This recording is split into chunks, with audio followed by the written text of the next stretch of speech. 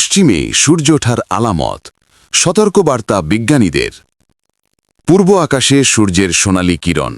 এই চিত্র মানবজাতির কাছে হাজার বছর ধরে পরিচিত।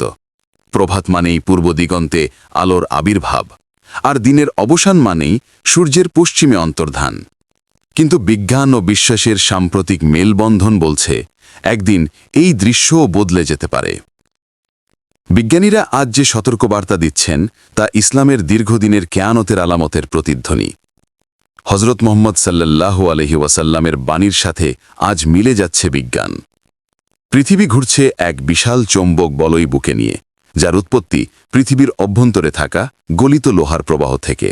এই চৌম্বকক্ষেত্র শুধুই প্রযুক্তি বা দিক নির্দেশনায় কাজ করে না, এটি পৃথিবীর নিরাপত্তার ঢাল হিসেবেও কাজ করে। বিজ্ঞান বলছে, প্রতি কয়েক লাখ বছর অন্তর এই চুম্বক মেরু উল্টে যায়।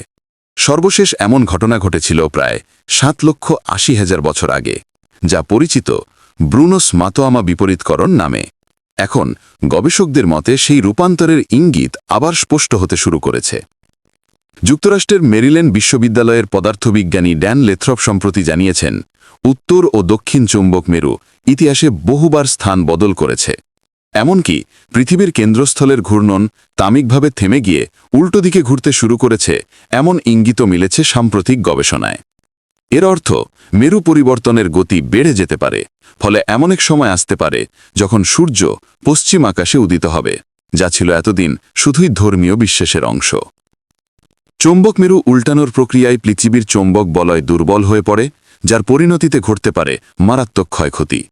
বিজ্ঞানীরা বলছেন, সূর্যের রেডিয়েশন সরাসরি পৃথিবীতে পৌঁছাতে পারে, স্যাটেলাইট ও জিপিএস ব্যবস্থা ভেঙে পড়তে পারে, বিদ্যুৎ সরবরাহ ও নেটওয়ার্ক ব্যবস্থায় মারাত্মক সমস্যা দেখা দিতে পারে, এমনকি পাখি, কচ্ছপ সহ অভিবাসী প্রাণীদের দিক নির্ধারণের ক্ষমতা নষ্ট হয়ে যেতে পারে এর ফলে। এই প্রাকৃতিক বিপর্যয়ের প্রভাব শুধু প্রযুক্তি নয়, মানব সভ্যতার বিশ্বাস ও সংস্কৃতির ওপরও পড়তে পারে। বিশ্বনবী হজরত মুহাম্মদ সাল্লাল্লাহু আলাইহি ওয়াসাল্লাম বহু পূর্বেই সতর্ক করে দিয়েছিলেন সূর্য পশ্চিমে ওঠার বিষয়ে। তিনি বলেছেন, যতদিন না পশ্চিম দিক থেকে সূর্য উদিত হবে ততদিন কেয়ামত হবে না। আর যখন তা ঘটবে তখন সকলেই ঈমান আনবে, কিন্তু সেই ঈমান তখন আর গ্রহণযোগ্য হবে না। এই হাদিসে বর্ণিত সেই কেয়ামতের আলামত আজ যেন বিজ্ঞানের আলোতেও প্রতিধ্বনিত হচ্ছে। যদিও এখনই পৃথিবীর ঘূর্ণন হঠাৎ উল্টে যাবে এমন কোনো জরুরি আশঙ্কা বিজ্ঞানীরা করছেন না, তবে তারা বলছেন, চুম্বক মেরুর পরিবর্তন একটি চলমান প্রক্রিয়া, যার প্রস্তুতি না থাকলে মানবজাতি হঠাৎ এক ভয়াবহ বিপর্যয়ের মুখোমুখি হতে পারে।